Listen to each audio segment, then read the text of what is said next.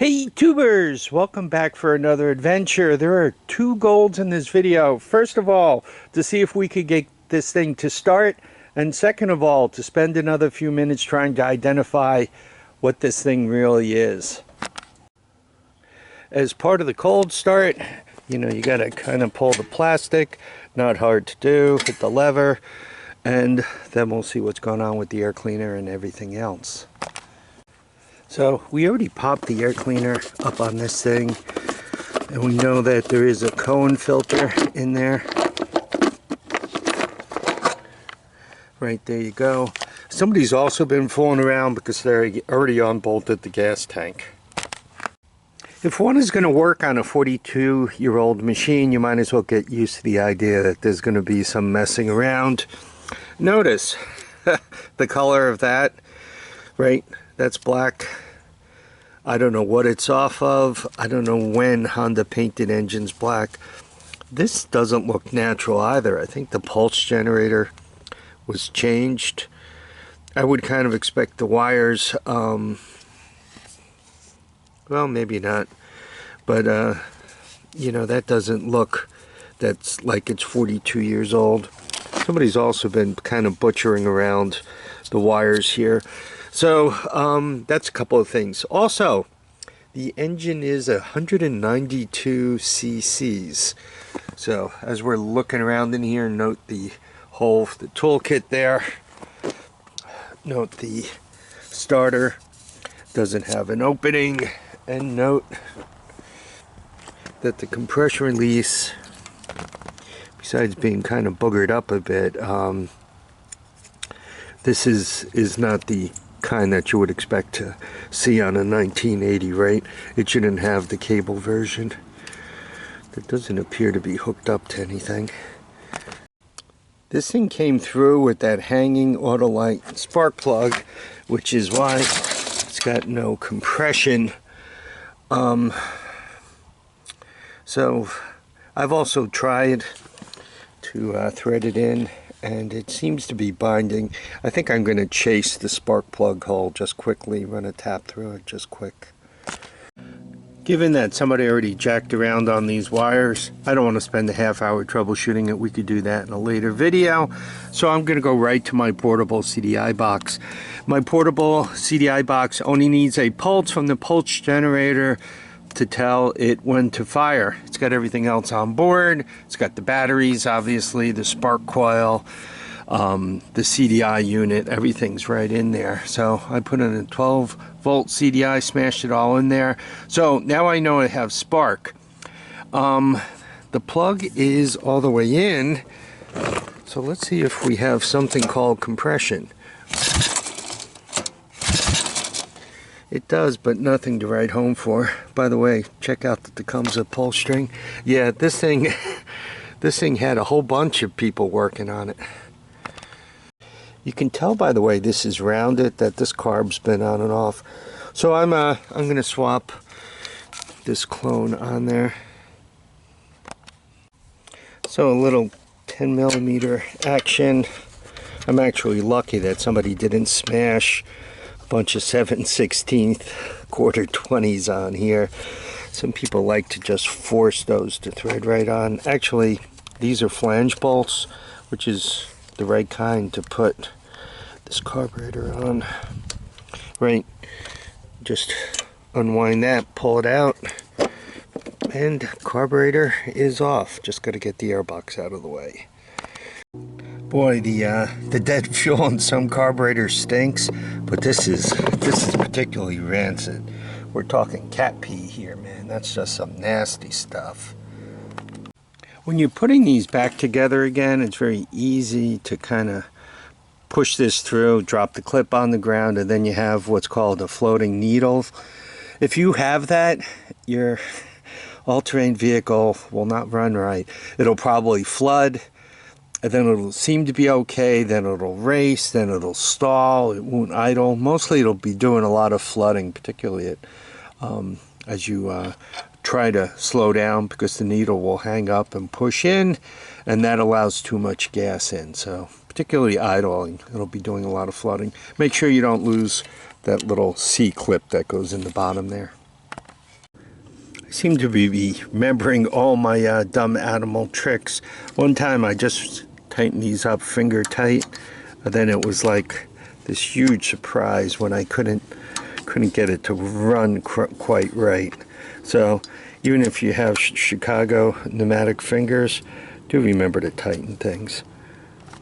I got my official intravenous bottle gas tank on here, and you guys can see the meniscus. I didn't fill it, right? That's kind of the fuel line. So my fuel cell is here. Supposedly I have ignition. The carburetor is on. Seems to be closing all the way. I think I just need to set up the camera. Choke's on. Yeah, set up the camera, turn on the box, pull the string, let's see what happens. I always like to put the camera toward the tail of this thing so you guys could see if it smokes or not. Choke, 1, 3. Yeah, she should be ready to go. So I'm not even gonna, let's not throttle it to start with.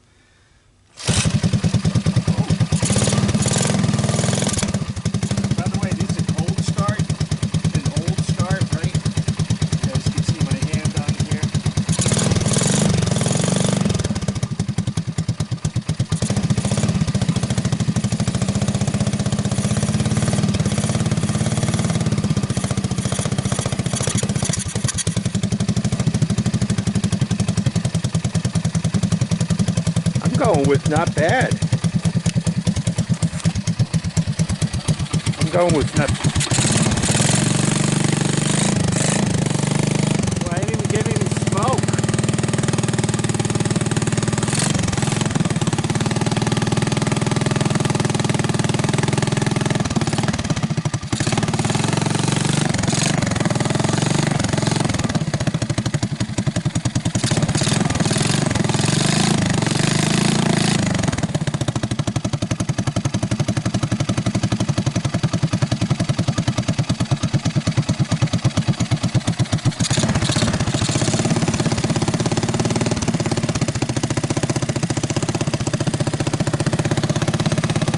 I can't complain about this at all.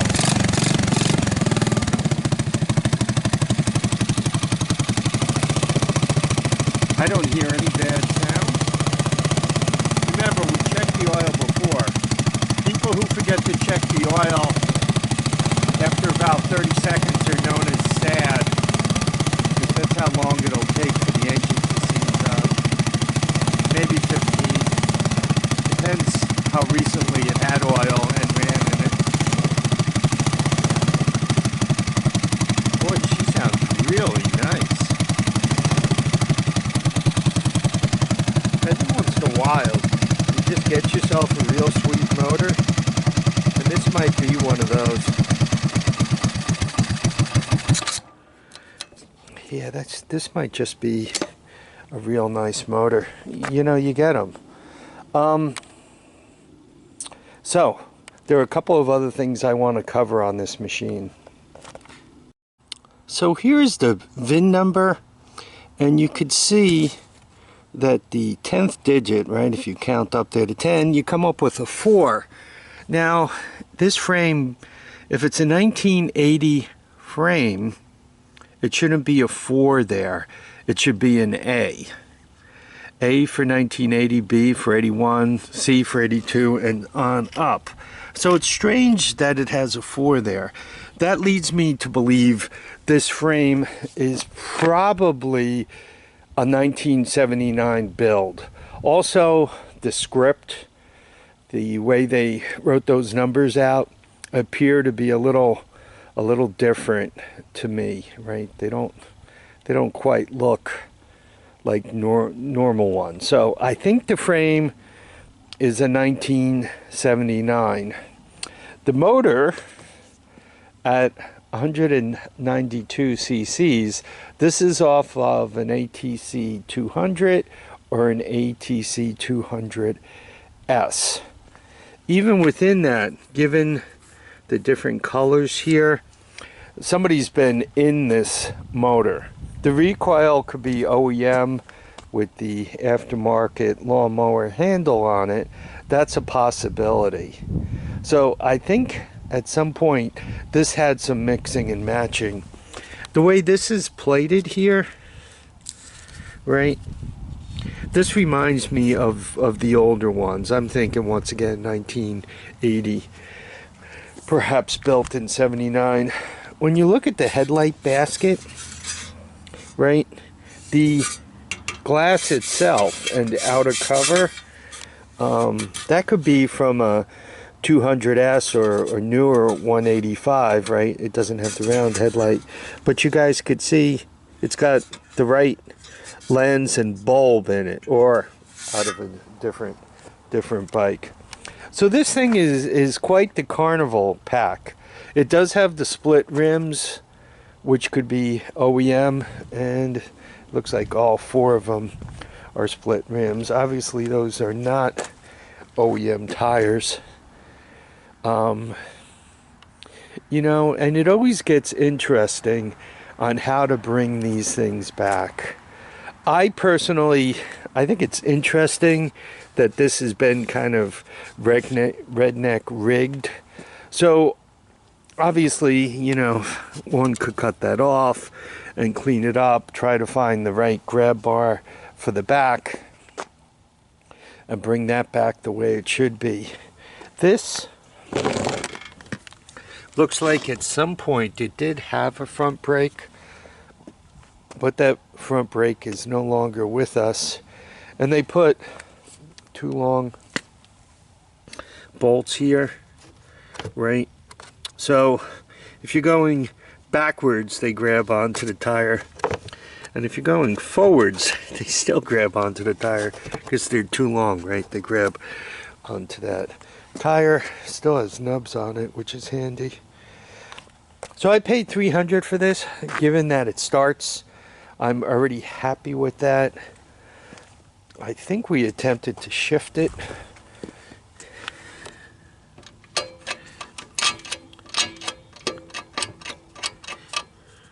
Yeah, I don't know. Does it have enough?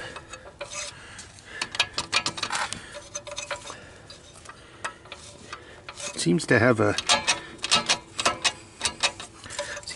downshift pattern.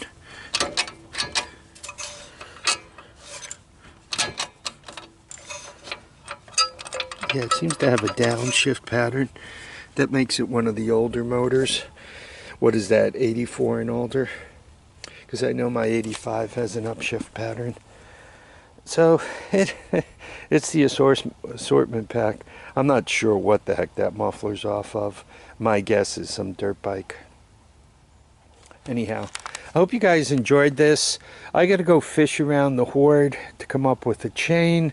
I seem to remember pulling one when I pulled the rear end out of this TRX 200 SX, this C's guy up here from the southern tier. So hopefully that chain is the right length.